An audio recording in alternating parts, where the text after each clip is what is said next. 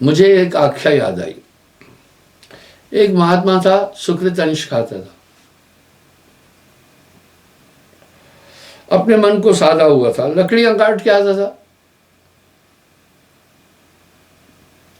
आप मन को समझने की कोशिश तो कीजिए ना। उससे अपना बसर करता था। एक बार उनके मन ने कहा जलेबी खानी है। हाँ, मन कहेगा और मन की भाषा भी है। महात्मा उसको समझाता रहा, भाई किसी से भीख मांगना नहीं है, और जो मैं बुढ़ापे में थोड़ी बहुत लकड़ियां लाता हूं उससे मुश्किल से दिन भर का भोजन बन पाता है, किसी से मैं मांगना भी नहीं है, छोड़ो। लेकिन वो निरंतर मन उसको विवश करता रहता था, जलेबी खानी है। और दुनिया कहती है मनोकामनाएं पूर्ण करो, हम कह रहे हैं मनोकामनाएं चूर्ण करो। गाए बजाए एक दिन महात्मा ने मन को कहा, चल कोई बात नहीं भाई, आज जलेबी खिलाते हैं, लेकिन तुम्हें जलेबी खिलानी है तो उसके लिए पैसा ज्यादा चाहिए। रोज तू 1 मन लकड़ी उठा के बेचते हो, आज 1.5 मन उठाना है। बूढ़ा शरीर था, 1.5 मन लकड़ी उठाना मुश्किल हो रही थी, पर थोड़ा थोड़ा थोड़ा थोड़ा उठाया। बार बार वो फिर अलसा रहा था, आराम कर रहा था। गिरते पड़ते वो बाजार पहुंचा, थोड़ा पैसा ज़्यादा मिला, आधा सेर जलेबी ली। मन कहा अभी खाओ अभी खाओ। मन उतावला तो है, मन बहुत अधीर चीज है, मन मूर्ख है। मन के मते न चलतू भाई, पलक पलक मन और। चलो, एकांत में जब वो बैठा एक जगह जलेबी खाने, एक भिखारी भूखा आदमी आया, कुछ मांग रहा था। उसने वो जलेबी पूरी उठाकर उसे दे दी। मन तिलमिलाने लगा अंदर। महात्मा ने कहा खामोश रह, आज तो तूने जलेबी के लिए वादे किया, कल तू शादी के लिए भी वादे करेगा, चल अपना काम कर। अब यहां साहब चेतावनी दे रहे हैं, चाह मिटी चिंता मिटी, मनवा बेपरवाह, वही शहंशाह है जाको नहीं चाह। बस ये चाह इच्छाएं न करना। लोग कह रहे आशाई जीवन है, अरे भाई मेरे आशाई बंधन है। साहब का ये शब्द कितना सटीक है, चाह मिटी चिंता मिटी, चाह इच्छा को कहते हैं।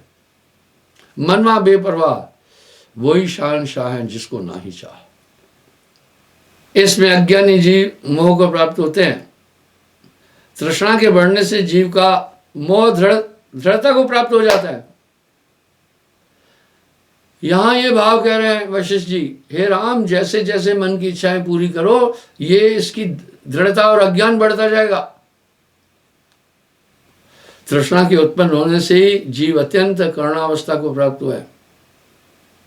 बस यही इच्छाएं हैं।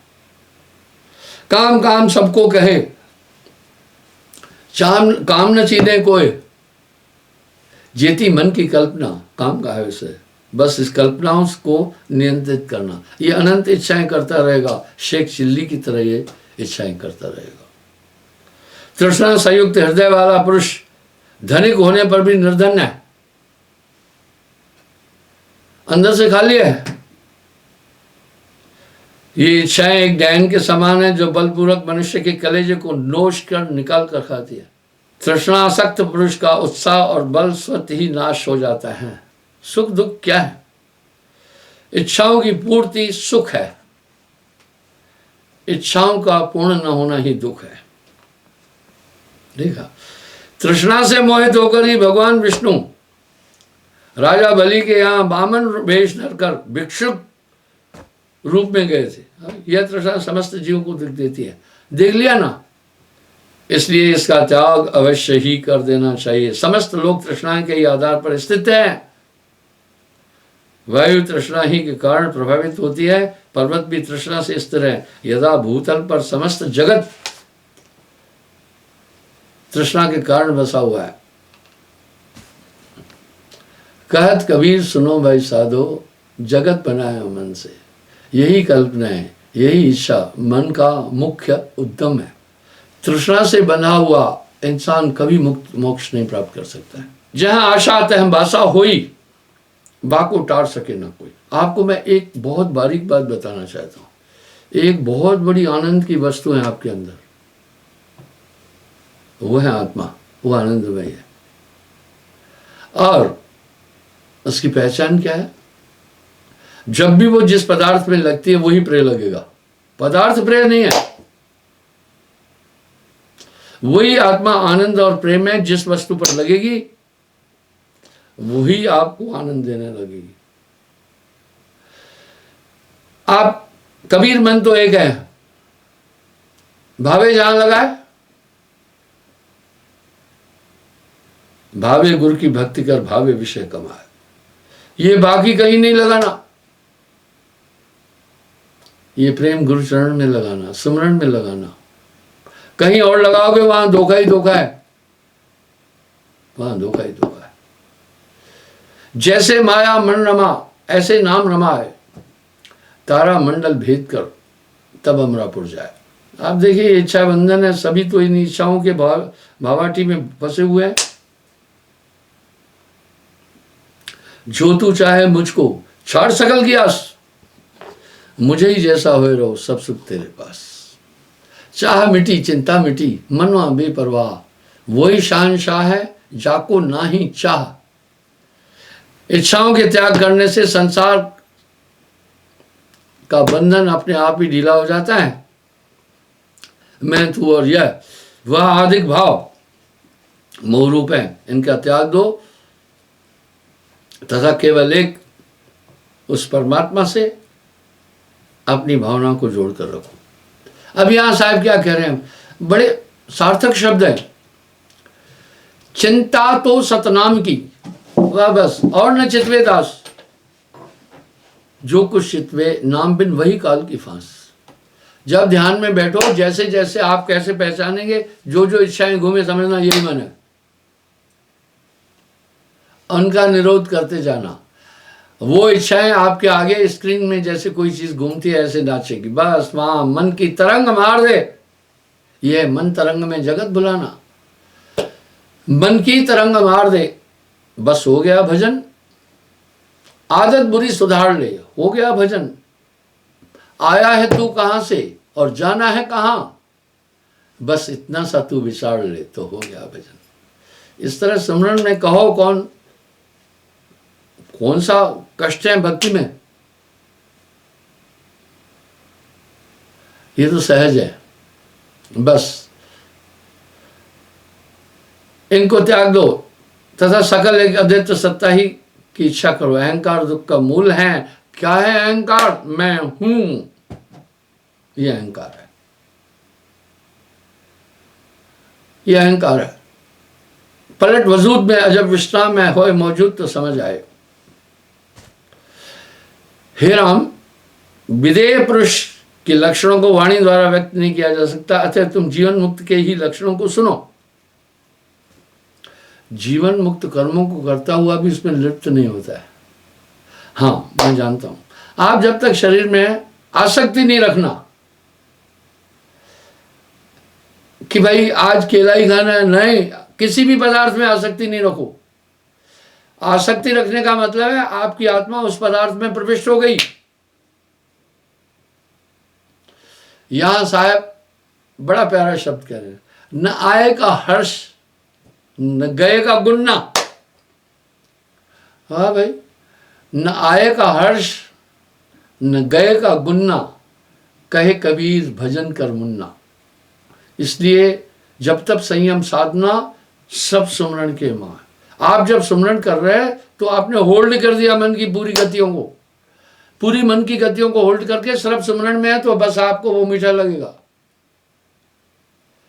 कामी नार प्यार जिम, कामी को नारी बड़ी प्रिय होती है, ये तो एक चिंतन है। क्रोधी प्रिय जिम दाम, क्रोधी को जैसे लोभी प्रिय जिम दाम, लोभी को पैसा बहुत प्रिय है। हे प्रभु, ऐसे ही निरंतर मुझे तुम्हारा नाम प्रिय लगना चाहिए। बस जैसे कामी को स्त्री प्रिय लगती है और लोभी को धन प्रिय लगता है, ऐसी कृपा कर दो मैं आठों नाम आपका स्मरण कर सकूं। कबीर जाने संत जन सुमरण सिम का सुना। ये मन के कल्पना चक्र को रोकने की एक किली है जो मन की कल्पना को रोकती है, उनमें आसक्त नहीं होता है। यहां फिर कह रहे हैं कर से कर्म करो विद नाना। साहब क्या बोल रहे हैं? खावता पीवता जागता सोता कहे कबीर सो रहे माई। क्षण सुमरे क्षण बिसरे, ये भी सुमरना है। क्षण सुमरे क्षण बिसरे, ये तो सुमरना है। 8 पैर भी ना रहे सुमरण सोई कहा है। अब सुलक्षण और कुलक्षण का एक वृतांत बताता हूं। जब इंसान मन के अधीन होगा, मन आपको डुबाएगा संसार में, विपरीत चलेगा, शांति की जगह हमेशा अशांत रखेगा। मन के संग नहीं जाओ। प्रेम की जगह हमेशा आपके हृदय में घृणा, और क्षमा की जगह बदले की भावना और राग उत्पन्न करेगा। मन की वृत्तियां बहुत गंदी है। मन ही आए काल कराला, जीव नचाए करे बेहाला। अंधकार में जितने भी मत्सर है वो सब विचरण करते हैं। इस तरह हृदय को मन अज्ञान में रखना चाहता है। अज्ञान इस संसार की आत्मा है। जैसे स्वप्न नींद के बिना नहीं हो सकता है, इस तरह जगत का आभास अज्ञान के बिना हो ही नहीं सकता है। इसलिए ये पहले आत्मा को अज्ञान में रखना चाहता है। इस बात को साधक को बहुत अच्छी तरह समझना चाहिए और अपनी पूरी लिव लगाना चाहिए अंतर ध्यान में, गुरुचरण में और नाम में। देखने में वह सांसारिक वासना में संलग्न दिखता है, किंतु वस्तुतः ऐसा नहीं होता। वह सुख के प्राप्त होने पर आनंदित नहीं होता और दुख के प्राप्त होने पर दुखी नहीं होता। सुख दुख जय व्यापे नहीं। लोभ मोह अभिमान, जिसे सुख की तमीज ही नहीं हो, पता ही नहीं हो। लोभ मोह अभिमान, मोह, लोभ मोह, मोह सकल व्याधिन को मूला। इंसान क्यों पतित बनता है? मेरे बच्चे सुखी रहे, ये मोह है। उनके आवश्यकता की पूर्ति, बालक तो मूर्ख है। जब वो संसाधनों से नहीं कर पाता है तब वो पापिष्ट और अन्य ऐसे संसाधन ढूंढता है जो पाप की तरफ जाने वाले थे। घूस है, छल है, कपट है, ठगी है, बेईमानी है, धोखा है, धड़ी है। आजकल तो बहुत हद हो चुकी है। हे रघुनंदन, मनुष्य 4 प्रकार के निश्चय करता है। पहला, अपने आप को अपनी माता पिता से उत्पन्न जानकर समस्त देह में आत्मवृद्धि रखना ही प्रथम निश्चय है।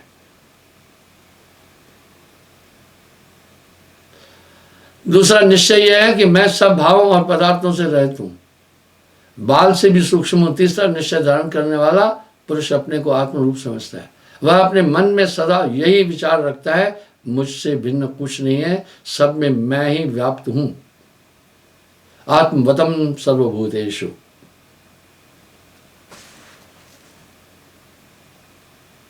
चौथा निश्चय वाला पुरुष आकाश की भांति स्थित रहता है। वह अपने सहित समस्त जगत को मिथ्या और ब्रह्मांड समझता है, अपने सहित। इन चारों निश्चयों में सर्वप्रथम निश्चय दुखों को बढ़ाने वाला, बंधन का कारक है कि मैं माता पिता से उत्पन्न हूं।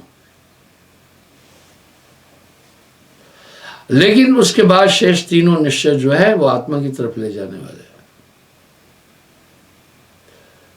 जब आदमी इस चीज का पूर्ण अनुकरण करने लगता है कि यथार्थ में मेरी आत्मा जो है, मैंने इसका वृतांत पूरा दिया, एक छोटी किताब भी लिखी है कि इस आत्मा को किसी जल की आवश्यकता नहीं। ये मेरे प्रत्यक्ष अनुभूतियां हैं, सापेक्ष निरापेक्ष दोनों तरह से।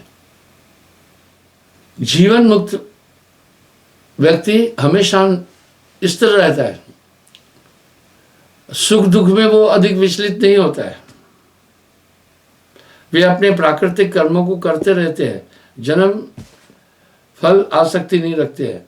चाहे वे शत्रुओं के मध्य में युद्ध करते हुए हो अथवा किसी पर दया करते हुए हो या कोई भयानक कर्म करते हो, तो भी ये हृदय से उन कर्मों में आसक्त नहीं रहने के कारण जीवन मुक्त है। न वे किसी बात से दुखी होते हैं और न उन्हें किसी सुख से सुख मिलता है। वे तो इच्छाओं से रहित होकर शांत जीवन व्यतीत करते हैं। ये सब कुछ करते हुए भी अकर्ता रहते हैं। हे राघव, मैंने तुमसे ऐसे पुरुषों के लक्षणों वो कहा जो सर्वथा पूज्य और अनुकरणीय है। जो पुरुष संसार में निरत हैं वे पशु के तुल्य दया के पात्र हैं। उनके चित्त नाना प्रकार के भोगों में फंसे हुए हैं। वो अनेक प्रकार के कर्मों का फल की आसक्ति के साथ करते हैं, इसलिए उन्हें उन्हीं कर्मों के अनुसार सुख दुख प्राप्त होता है। आजकल मैं बताऊं, आजकल एक बड़ी बुरी प्रथा चली हुई है।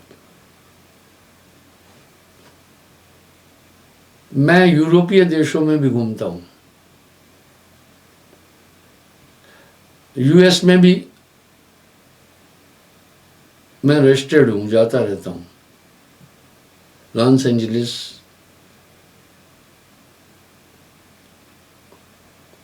सैन फ्रांसिस्को, न्यूयॉर्क आदि और कुछ जगहों पर। इस तरह यूरोप के भी कुछ स्थानों पर लोग आजकल पता है एंजॉय क्या मान बैठे हैं। एंजॉय वो आत्म सुख को नहीं, आत्म सुख को छोड़कर भौतिक पदार्थों में सुख को ढूंढना वैसा ही है जैसे चकोर चांद के छिपने के बाद कोयलों में उसकी कांक्षा करता है। वो तो उसका जीभ और मुंह जला देंगे। वो सुख वैसा ही है जैसा कहत कबीर सुनो वह साधो रुई लपेटी आ गए। जैसे दीपक सुख की आकांक्षा कर कर और वो चला जाता है, पतंगा सुख की कांक्षा करके चला जाता है दीपक के पास, उसे भस्म होना पड़ता है। इसलिए विषयों की ओर आसक्त होना वैसा ही है जैसे जलती हुई अग्नि में घृत की आहुति देना है। ये विषय ही दुख का कारण है। इच्छाएं क्या है, सुख दुख क्या है? इच्छा की पूर्ति सुख है और इनमें अंत में आदमी को सुख नहीं मिलेगा। कहत कबीर सुनो भाई साधो रुई लपेटी आ गए। मैंने ये बात कई बार बोली है। यूरोप में छोटे छोटे समुद्रों के टुकड़े हैं, बड़ी बड़ी झीलें हैं। अकेले स्विट्जरलैंड में 1200-1300 झीलें हैं। मैं वहां भी गया हूं। वो बीच पर, वो समुद्र के ऊपर टापू भी है, वहां पर लोग एंजॉय के लिए जाते हैं। ये एंजॉय, ये पामर टाइप है, ये एंजॉय विषय विकार करते हैं। वहां बड़ी बड़ी वहां पर नाइट क्लब है। अजी आप यहां तो देख रहे हैं ना कि कपड़े पहन करके डांस कर रही है स्त्री और अंडरवियर पहना हुआ है, वहां कंप्लीट नेकेड और सिर्फ कलर्स दिए हुए और वो कलर्स आएंगे लाइट के, वो वहां एंजॉय मानते हैं। ये एंजॉय है। आग में जितना घी डालोगे भपकेगी। इस तरह जितनी वासनाओं की तरफ आदमी बढ़ेगा उतना ही दुख को प्राप्त होता जाएगा। सच्चा सुख तो आत्मा के अंदर है। इसलिए पामर लोग केवल संसार के पदार्थों में सुख ढूंढते हैं और संसार के जितने पदार्थ हैं उनमें दो पदार्थ अत्यंत आसक्ति युक्त है, वो है स्त्री और कनक और कामनी। यहीं पर तो साहब ने शब्द बड़ा सटीक कह दिया, चलो चलो सबको कहे पहुंचे बिरला कोय, पहुंचे बिरला कोय, बीच में दुर्गम घाटी धोए, कनक कामनी बीच में दुर्गम घाटी धोए। आगे फिर क्या करें? गांठी दाम न बांधई, गांठी दाम न बांधई, नारी से नहीं नेह, कबीर ऐसे संत की मैं चरणों की खे। तो बंधु पदार्थों की तरफ से मन को हटा। जितना आप उनमें आसक्त होते जाएंगे उतने दुख बढ़ते जाएंगे। इस तरह विषयों से अपने मन को साइड करते जाओ धीरे धीरे।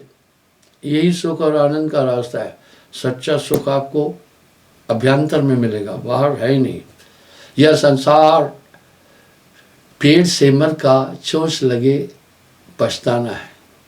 यह संसार नाव कागज की बूंद पड़े गल जाना है। यह संसार झाड़ और झंखड़ उलझ पुलझ मर जाना है। रहना नहीं देश बिराना है। ये काल का देश है, इसमें दुख ही दुख है। इसलिए साहब कह रहे चल हंसा सतलोक छोड़े ये संसार। क्षमा चाहूँगा, समय हो गया। कल पुनः मैं हाजिर हो जाऊँगा साहब।